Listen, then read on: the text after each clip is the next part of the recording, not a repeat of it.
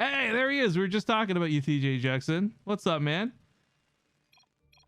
He's informing the chat that there are 3 more qualifiers to go through. Yep, we are doing 3 more 2v2 cups. Exclamation mark 2v2 in the Twitch chat if you want to learn more. For YouTube, hopefully I'll have remembered to include all that info in the description down below. But let's hop into game number 1. To the top left, 2 of my favorite cis region players. We've got the Red Terran, Bratok and his ally, Dimaga. To the lower right, we have the Green Protoss, MaxPax. and his ally, Beastyqt. Now, what's really sick about this series is the winning team will advance on to face off against Goblin and Euthermal. Our admin's asking me to check DMs. One moment, guys. I see people signed up with it.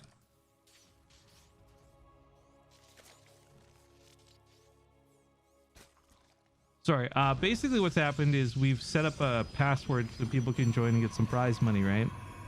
But I guess some people are having some issues with it, maybe? Anyways, there's I can change it later, but I can't change it right now. But I already see Beastie and several others have signed up with the password. Beastie in Denver, so it's worked for them. I'll look into it. Remind me after this if there's still problems for people. I'll look into changing it. We can get that sorted. Thank you for letting me know. Quick shout out to Dares, by the way. He's a busy man. This guy went and got a real job. You believe it? A real job adminning, getting paid, going around doing stuff. We haven't had Dares here in a while. I've missed him. But Dares is going to be adminning the cups this week. Next week, sadly, he will not be around, but Emil will be covering those ones too. But if you guys, you know, if you're ever playing these tournaments, just a quick little PSA, right? If you're ever playing these tournaments, I always try to make sure we have a dedicated admin on hire. That way, if you guys have questions about prize money or brackets, or maybe you're Joe Schmo newbie, you're Silver League, you've never played a tournament before, this is your first one, but you're a little scared because you don't know how to sign up. I am literally paying these guys so they can hold your hand and walk you through how to compete. We want as many people to have as much fun as possible through these tournaments. So whether it's next week, whether it's a couple days from now, when you're playing in the 2v2 or even our 1v1 tournaments, you can always reach out to our admins. They are here for you. I don't need them. I don't need them at all. We hire them for you guys. So please take full advantage of it if you ever have any questions or concerns or things like that. Hold my hand, Dares. Ooh woo. Threw a couple bucks in the prize. Well, hey, good on you, man. Thank you so much. Yeah, well, those coupon codes are freebie. You might as well use them up while we can, guys. Overlord getting pushed. Ooh, wait, this is gonna be a kill. Beastie's actually gonna kill an Overlord. That's kind of a big deal. Sorry, I've been goofing around a little bit because I've been watching the production tab, and there's nothing really too alarming that I can see happening so far. But we should note that workers have been cut, and now Dimaga, he's really getting into it. So prior to this, it was kind of like, whatever for the opening. This flood of Lings and Widow Mines, though, first off, I really like the Widow Mines, and I'll talk more about that in a moment. But because MaxPax is doing the Protoss thing of going lots of Phoenix, they are limited what they can pick up, right? So they have to target the Lings or the Widow Mines. If they take out the Widow Mines, the Lings run free. It's a very interesting dynamic here. And Dimaga has managed to sneak around the corners of the map. So MaxPax is scouting. Look at this. He's actually scouting to look for something exactly like this, but he's not going to see it. He pings the Widow Mine, but the Zerglings are already here. They've caught the first Stalker. Hellions in support of this too. I mean, there's a bunker up, but the siege, he jumps on top of the siege tank immediately. He's in the dead zone with a lot of this too. Ropes put into the fight, but that's what the Hellions are here to cover. Bunker does break. Marines get fried. And those Zerglings aren't that numerous from Dimaga, but they're good enough. They got the job done. Phoenix are the only thing here to defend, but they can only lift up so many units. So some mules gonna get picked off, some SCVs go down. I'd say this was a pretty good attack for our top team. Although, ironically enough, spawning on the bottom, BC and MaxPax are, in my opinion, the top team. But that's a little bit of bias for you. 8 and 9 workers go down. That was a nice economic hit. Back at home, expansions are set up, and they do have to worry about this counterattack now. But that's where those Widow Mines I mentioned earlier are going to be useful. So a Widow Mine does not one-shot a Phoenix, but a Widow Mine will take it to be very, very low and easily finished off. Or 2 Widow Mines get some splash damage in there and mingle, but point is, I like Widow Mines a lot better than I like anything else Bratok could be pumping out right now. Even the Cyclones could just be lifted up and killed. So while the Widow Mines are not perfect, they are going to be good. Liberator sets up here from Beasty, not to siege up his ally, but to protect it from the Ling run by. Bunker number 2 set up here. The tank gonna go down by the looks of it, but the bunker, oh, saves the tank. Yo, I talked about missile turret camaraderie. This is intimacy, okay? Saves the tank by lifting it up. MaxPax just did the sickest save. And of course, the SCVs are repairing this up, which is nice. That was a very well executed save, but oh, this is bait. This is such sick bait. Look at it. Oh no, don't catch these cyclones that are out in the open, silly Phoenix. Please don't dive them. Meanwhile, 4 Widow Mines ready to just unload on all the Phoenix and completely remove them from play, if he can pull off that bait. But similar to Widow Mines or Banelings being burrowed in the ground, sometimes it's easier said than done to actually execute. The Cyclones get some good damage done though, and the Queen and Corruptor too finish these off, and Phoenix are not getting too out of hand yet. But for MaxPax, I mean, Phoenix are actually really cheap in terms of Protoss cost for units. Mass producing these is not that difficult. In fact, if he's going to continue down this path, and it is Corruptors he's going up against, I'm surprised we don't see like a 3rd Stargate already coming down. You love team games, dude. I love the dynamic they can present. Like, tell me that wasn't a clip-worthy moment. Did anyone clip that? Can you link it? That was a cool save. I like that. But yeah, so going into this, armor is a good way to counter this. Phoenix obviously only deal bonus damage to light units, which Corruptors are not. They also have naturally high armor, base armor at 2. You give them 3 and they cut the Phoenix damage down significantly. Each shot fires for 5, reduced by 3 armor. So that's 2 damage twice per attack. That's 4 damage to these units that have 200 HP. I'm telling you right now, Corruptors are not going to give a The biggest drawback is Corruptors don't have a lot of damage to them, but that's where the Terran player has your back. Now, I talked a big game up for liking Widow Mines, and I still do. But my big fear is that Widow Mines have friendly fire, and that definitely hurts in 2v2s. But look at, oh, the bait! He successfully baits the shots! Oh my god, the Phoenix Army out of MaxPax gets annihilated by the Widow Mines. And of course, Bratok had been trying to execute that, so we're not going to call that luck. That was him trying to get that bait shot off for like a couple minutes now. And our team to the south, well, they're not looking as good now as they were before. With those Phoenix gone, it's a really one-sided fight. But we should note, Dimaga, well, he controls the skies and can attack buildings. He can't actually contribute to the army fight. So these siege tanks will be good. Dimaga and Bratok can't break into this so easily. But picking off command center potentially. SCVs are trying to repair it. Desperately trying to repair it in my head. Okay, he'll keep this alive. Missile turret and void rays help start pushing this off. I didn't realize he made the transition to void rays, by the way. I feel very jaded about this. I have some thoughts about void rays I'll share later. Because it is going to be mag field accelerator cyclones they're going up against. But that upgrade is pretty far from finishing for this attack. Thank you so much for the 510 biddies, Frost Haze. I love some tig old biddies. Although I guess funny enough, like you normally say that phrase in reverse to mess it up, but if I were to do that, then I would end up saying big old titties, and wow, way to go, Twitch, you ruined it. Caustic Sprite, there you go. The secondary function here of the Corruptors, they can kill buildings, and this will force units to come deal with this.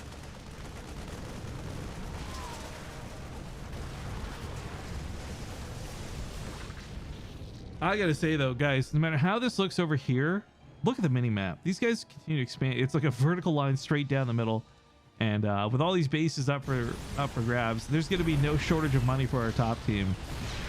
I like this too. Dimaga and Bratok are both good players, objectively and solo on their own. I didn't know how much synergy they would have coming into this 2v2, but they're working very well together, or alongside each other, depending on your point of view. Beastyqt MaxPax though, like they've won 2v2 tournaments together. I've watched this happen on their stream. They're veteran team game players. So the fact that Bratok and Dimaga are currently, in my opinion, winning this game is very impressive. Very, very, very impressive. Because I feel like these Corruptors are total meta play. Same with the way Bratok played. Like, nobody pumps out Widow Mines like that in the early game. Not unless your name's Rifkin and you're terrible at Starcraft. Bratok did it in a way where it wasn't terrible, and it really put him in a good position in this game. The Corruptors were like a hard counter to the expected Phoenix. Because like I said, every 2v2 game, for like years of casting StarCraft 2v2s, it's always Mass Phoenix at some point. Like all roads lead to Mass Phoenix. The fact that this forced different playstyles is cool. I don't know how out of the comfort zone, you know, MaxPax is playing right now, but he's certainly not having a good time dealing with these corruptors. Beasty can't assist with this either because he's so focused on this side. You know, he's not able to pump out Thors or anything to really help deal with that count of corruptors, and any Void Rays that spawn are just going to get plucked off. I mean, don't get me wrong. Void Rays are like a direct fight, right? If you win, like 1v1, Void Ray versus Corruptor, Void Rays win. Prismatic alignment is huge. But the thing is, what's happening is exactly how this should play out. Dimaga's not committing. Anytime Prismatic alignment pops on the Void Rays, the Corruptors just disengage and go literally anywhere else. Now that Prismatic alignment has run out, the Void Rays, they've still got good damage, but they're no longer the hard counter to Corruptors they were a moment ago. Fighting on top of missile turrets, he's got the you know, couple Vikings helping out too. But I think honestly, MaxPax's resources would have been best spent freeing up Beasty, right? Kill all of this army over here that was locked in by the siege tanks, then let Beasty help chase the Corruptors instead of playing this weird solo show, I guess. That being said, still pumping out 3 Void Rays at a time. This mech army out of Bratok is going to be very susceptible to those. And while Corruptors control the sky, they can't ultimately shoot units. They can kill buildings. And I'm surprised they're not actually going for the pylons right now. They could take out all these Stargates. The Nexus does fall. Luckily, MaxPax does have another base to fall back to. That being said, though, guys, we're talking like a 2 to 3 base situation. Oh my god, this Widow Mine is so sick.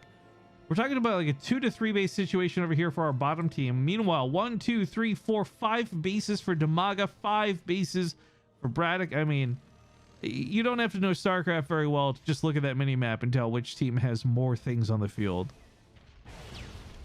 This needed to come out forever ago, by the way. Something from the ground that could shoot up. Cyclones, Thors, didn't matter. Just needed something to help deal with the Corruptor problem.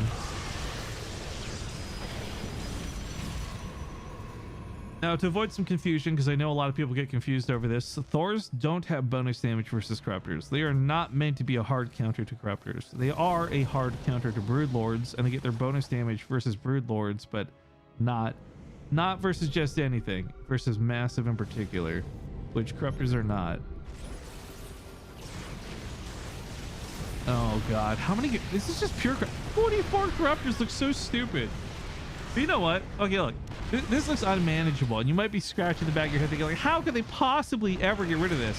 I'm telling you, the same way they baited out this Phoenix, I could easily see Beastyqt and MaxPax pulling off like a Widowmine bait, but they've been focused on other types of things and not just solely on the Corruptors, so they obviously aren't thinking about that. But man, I feel like there was maybe at some point an opportunity to defend this. I don't know if that's the case anymore.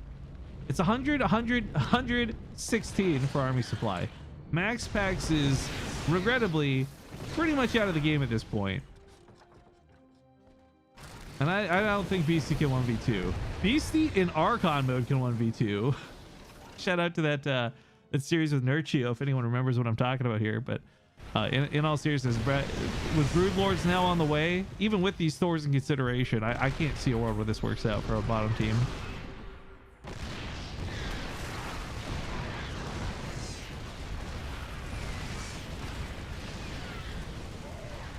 Frisco Disco says Beasty and MaxPax were really confident going into this. Oh, for sure. They should be.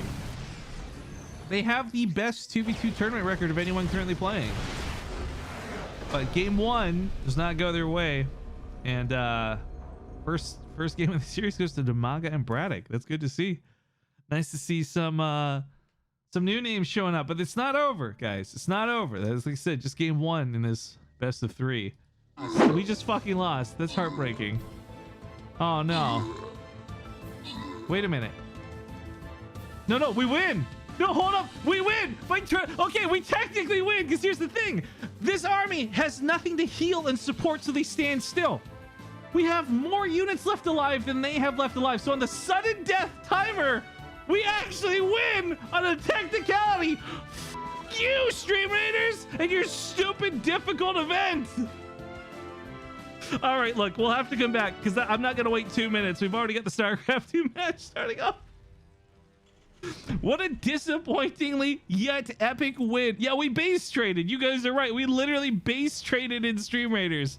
All right, we're in game number 2 for the 2v2 tournament. Spawning here to the top left, 1 point on the board. I'm losing my voice. 1 point on the board. We have the red Terran Bratok and his ally, the purple Zerg. Dimaga. Spawning here to... Excuse me. Spawning here to the bottom right, who we thought would be today's tournament champions, actually down in the series. And this is a single elimination event, so their last life is the orange Terran Beastyqt and his ally. MaxPax. I don't understand why Stream Raiders takes up so many PC resources. I just want to play it on a throwaway laptop or phone. So if you haven't been following the developer updates, and it's totally understandable, they do have prioritizing performance and bringing it to mobile as some of their top talking points every time there's patch notes or updates. So trust me, guys, they hear you, but you have to understand this game's also in closed beta. Like, it's just come out of alpha. We've only been playing it for like 2 months, but I think it's only been around for like 7. So it's not perfect, but I've had more communication with these developers than I've had with Blizzard. They've been way better to work with. They're great. So I get your frustrations. It sucks, but I have faith that they're going to make this a really, really awesome, like, end game product. That's why I'm sticking with them. That's why we're playing these silly little games. And by the way, I just want to point out, we absolutely won the battle. Yes.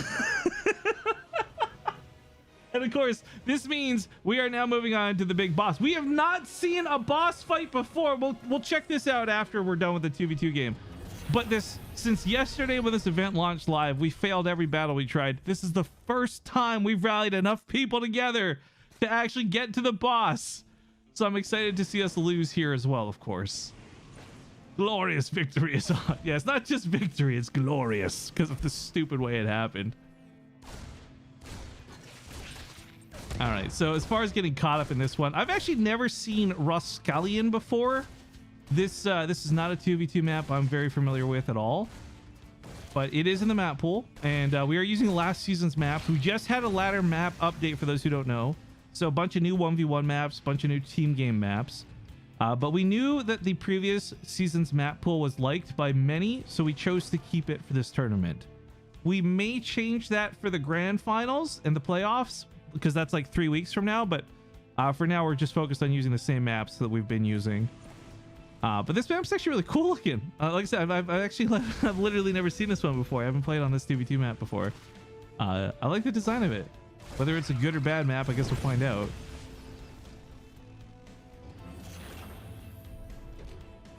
What's this question? Wait, so the more viewers currently in the channel, the bigger the army? No, but the more viewers we have, the higher chance more people sign up to play. It's not like marbles where you could just join from chat. You have to actually like place units down and pick which units you want to build.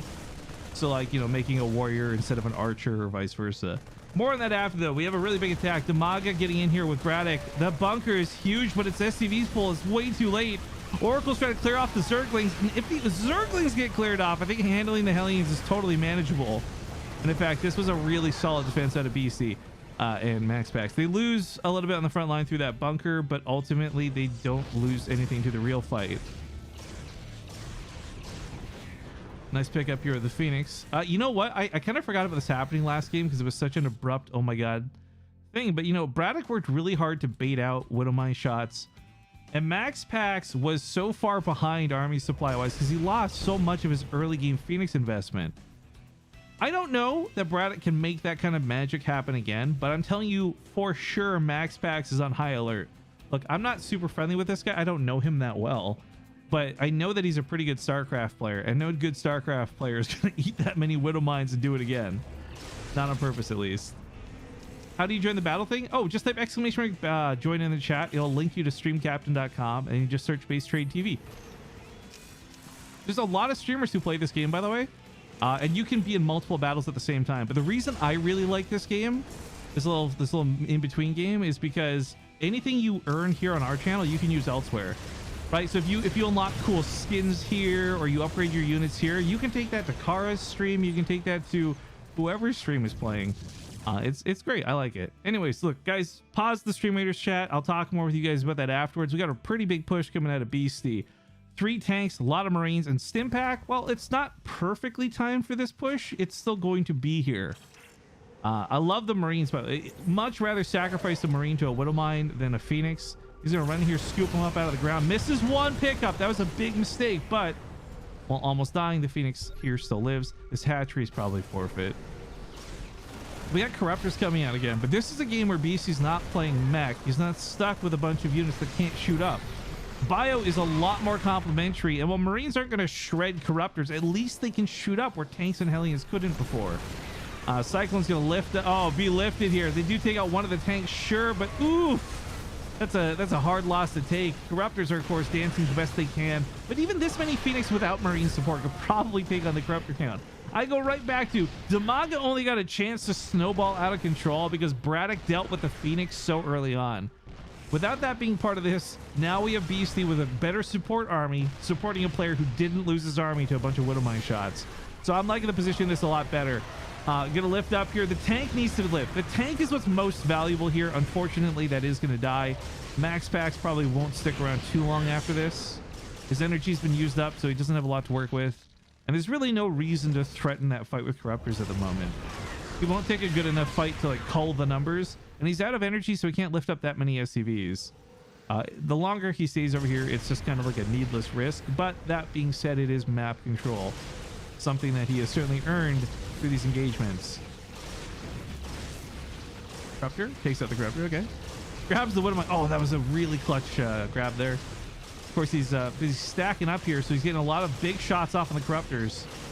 Phoenix count's not that impressive, but the Corruptor count for Dimaga is being kept at a fairly low number. Love the pickup, the hit and run. Some more siege tanks coming in. Those Phoenix are some valuable high ground vision too. Let's not forget about that. This SCV line's about to get obliterated. Oh, Bratok pulled so late. He's got 54 workers, which is cool. Well, now down to 45, but yeah, those tanks got some good damage in there.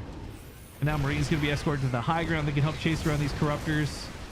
I mean, it's not much damage, but it's a little bit, and everything counts.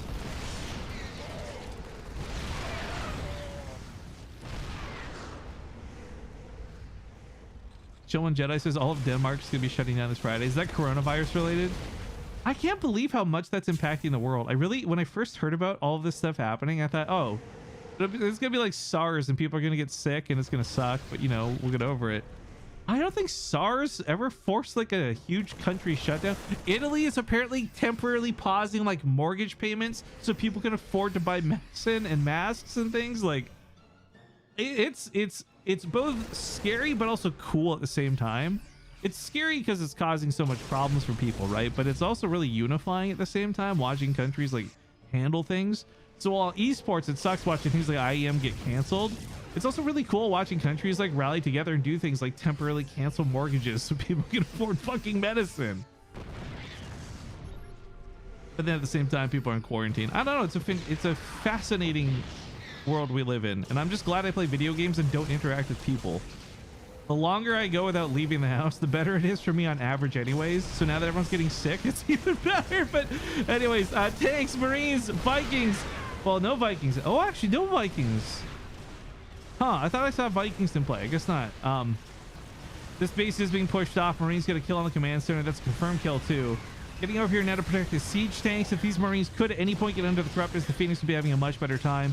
But even with Anion Pulse Crystals, which does outrange the Corruptors, the count of Phoenix here from MaxPax is pretty minimal. That being said, he's already done a great job of assisting Beasty to get these big kills. These Marines are all like one shot from dead. This is what's funny. It doesn't matter whether they stim or not at this point, because they're all one shot dead to Blue Flame Hellions, right? So he zones out about half of them, takes out some of the Hellions with them.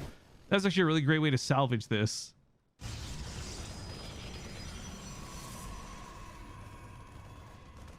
It's awesome how unifying it is. It's totally worth the deaths and the economic trash. No, it's not. It's really not. But the thing is, like, there's good and bad in the world, right? Nothing's black and white. Everything's gray. And it's just nice to see not everyone panic and freak out, turn this into like some kind of apocalyptic movie scenario. I'm a big hater. Anyways, look, guys, this is actually getting really bad for Beasty and MaxPax. Beasty lost his frontline presence. MaxPax once again was hard countered by this Corruptor play. And now it's Beasty versus Bratok, and Braddock's actually got the upper hand here. Not in terms of army supply, but he's got an ally to help him.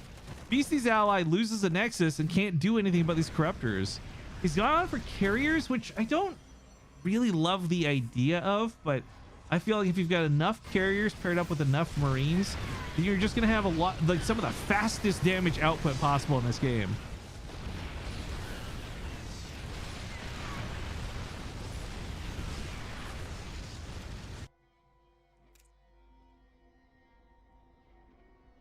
People are panicking and freaking out over the coronavirus. Well, they should be, absolutely. I mean, it's like a dumb meme. Everyone's buying up toilet paper and hand sanitizer and stuff, but like the more people are washing their hands and shit, the slower that's going to spread and the more manageable to be for hospitals and stuff. There's a bigger picture here, obviously, but guys, we're not here to talk about the coronavirus. We're here to talk about Starcraft. These corruptors have, like I said, they're like a hard counter to carriers. I don't know why you went carriers. That it's better than Void Rays, I guess. We saw how piss poor Void Rays were last game, but I'm just kind of thinking like MaxPax, throw your Protoss, build like 2 Archons, and you kill every corruptor that comes into play. MaxPax is a good player. Don't get me wrong. I'm yelling here jokingly. I'm not actually mad. I couldn't possibly fathom playing on his level, but it just seems like such an obvious thing, right? Like the same way it's obvious to go corruptors against Phoenix. I'm like, why is he not going Archons or Storms versus these corruptors? Can you imagine how beneficial that would be to have a front line of big shield energy soaking units like Archons that would assist Beasty's army, but then also have the splash damage to completely demolish Dimagas? Like, MaxPax, what are you doing, bro? Why focus on the air? It's like, I guess, you know, you've invested so much into it. There's like this sunk cost fallacy, right? Like, oh, well, I already built like 5 Stargates, might as well use them. I disagree, man. How many carriers died for nothing? 6 carriers died to do pretty much nothing this game. Oops. That was an accidental L, but I mean, kind of appropriate too. I will say though, they've kept up on bases. They do have better economy, at least in terms of workers available to them. But this is a situation where if they don't find a way to deal with Dimaga and get MaxPax back into this game soon, then they might just get too far behind to recover, right? Like, this is still playable from what they have. I'm liking the Zealot weapons a lot more, and granted, this gets Blue Flame, but remember, these corruptors can't shoot down to actually contribute to the army fight, not until they're Broodlords. So, for a small period of time, it is kind of 2v1. Beastyqt MaxPax versus Bratok. Beastyqt actually has a bigger army supply. He's on way better upgrades than everybody else in this game right now. So, again, up to this point, Beasty's position was pretty good. Going forward, these Broodlords are going to be challenging. I will say this much, though. With this many Marines in play, and now MaxPax has Archons, I'm liking this a lot better for our Southern team. Before, the army fights weren't going so good, but now it's going to go a lot better. And they've got the economic upper hand. Going back to that, again, they through all of this, sustained a lot of damage, but kept a higher worker count. So I've had a much bigger income. And as we all know, with StarCraft, you know, your income takes a while to show up. It's been a while now, though. It's been 5 minutes, and that's why we're seeing this army supply explode. Dimaga is running away with the corruptors, and oh no, the Marines get in here too. Oh, this is such a sick catch. Keep in mind, Dimaga's economy isn't exactly terrible, but his whole army was these corruptors. Losing those, that's brutal. But he did, oh god, get a lot of Broodlords while this goes on. So while he might not have corruptors to zone out the anti-air, there's no anti-air to zone out, right? No Vikings, hardly any Tempests. Carriers were already taken care of. BC's actually out of position right now. Oh, this is tough. This is really tough. Give up that base, I think is the right call. I'm not sure if BC can really base trade this per se. He's gonna get intercepted though, so won't matter. Broodlords will crush this on the back end. BC's best bet is to just sprint away and try and salvage what army units he can. Meanwhile, for MaxPax, you know what? Like, Storm is not particularly amazing versus mech, and so, you know, that's a big part of why that wasn't part of his tech path. But with this many Blue Flame Hellions, man, like, Storms would probably be really nice to have right around now. That being said, Tempest to deal with the Broodlords, Archons to deal with generally things on the ground, but also just be a front line, right? BC's army has high DPS to these Marines, but they fall over with 55 HP.